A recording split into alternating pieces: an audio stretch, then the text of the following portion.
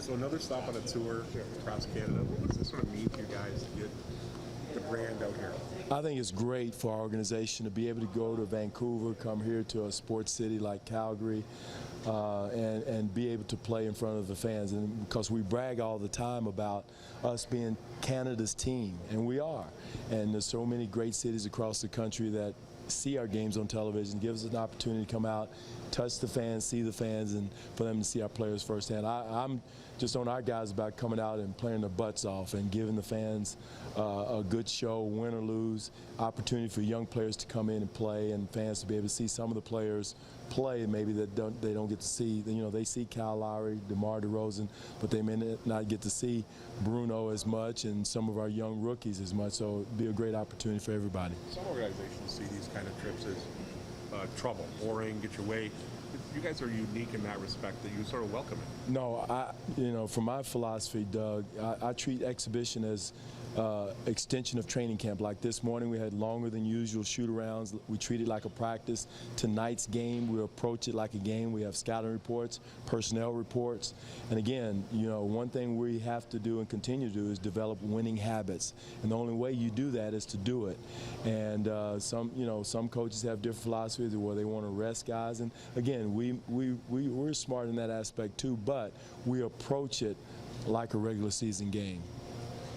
Is there a different feel to the team at all, Coach, because of what was accomplished last year in the approach of training camp and the season? No, the approach is the same. We still have the players feel like boring defensive drills.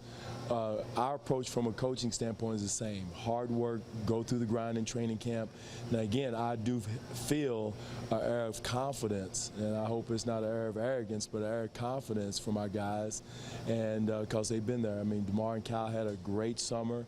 We had a good season last year, so we got to carry that over to this year, but take nothing for granted. We still got to continue to grow and get better. We can't stay stagnant as far as your work ethic and say, okay, I've gotten here. No, we're still going to approach it from that standpoint, but I feel an air of confidence that our guys have, when we do things, oh yeah, that we did that last year, oh yeah, we did that last year. So there's an air of continuity and confidence that our guys get from going through what we went through the past few years, not just last year, it's the past few years. What have you seen from Corey sort of this year? He's much more comfortable, he knows what he's going to get.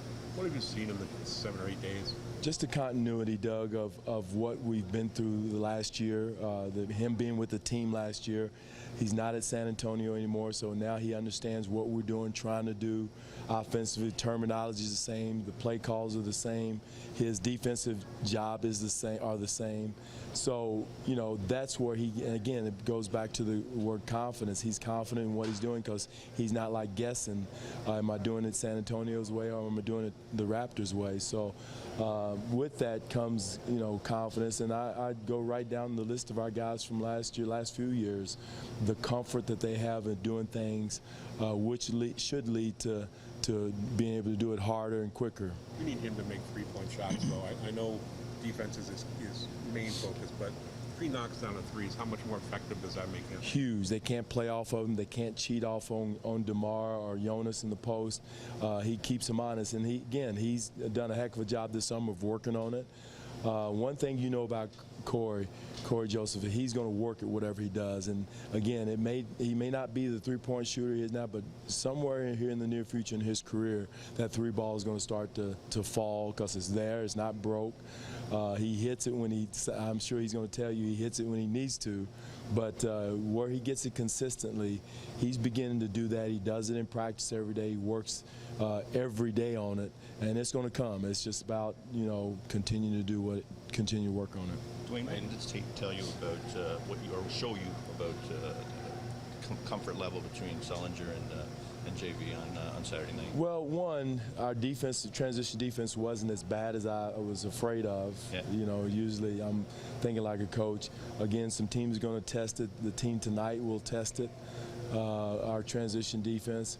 I was concerned about blocking shots. Sully got a block shot. Even though he was late on his rotation, he still got there and blocked a shot. So those things are going to be an ongoing theme. You're going to probably get tired of me hearing transition defense, get back, get ready, get organized, load up. So it's not going to happen, be corrected or be 100% in the first one game. I think it's going to be an ongoing theme the entire season. So you're going to be less on the offensive boards than even ever. Well, ever. We were already low. But now it's if my thing is if our bigs are in the paint or around the bench, you might think about going for an offensive board. Our analytic people are going crazy on me because there's so much value on the shot. But two, I also know what we can do and what we can't do. Our foot speed getting back has got to be a question. So again, if our guys are in there in the paint wrestling around in the mud, go ahead and get an offensive board. But if not, turn around and get your tails back. Did the tape have any more revelations or surprises? No surprise. Turnovers, and I wasn't surprised about that. I knew it was going to be a little sloppy, and that's one of our goals tonight is we got to cut those in half. Sellout crowd tonight. I mean, for someone coming, maybe a kid who's never seen NBA basketball, I mean, is it bigger than life? Will they remember it forever? No question. I know I did. I remember, never will forget my first NBA game, and I go in the locker room, and I'm not going to say it's the players in there smoking cigarettes and had a can of beer. That was an eye-opener for me, but again, I'll never forget my first, it was an ABA game, Louisville Colonels, and so I'll never, and so I can just imagine how kids were feeling, and that's what I tell guys all the time. You will touch a young life just by him coming to the game. So, let's make sure we play hard, put on a good show. A kid comes up to you, be polite, and because again, this is, you can have a huge impact on a young kid's life. You mentioned the fans would expect to see Bruno tonight. Are you liking what you're seeing from him so far? Yeah. Bruno, he struggled a little bit because, and again, the game was he got in late. This is not the natural rotation. I wouldn't put anything into who's starting the first sub in or second sub in.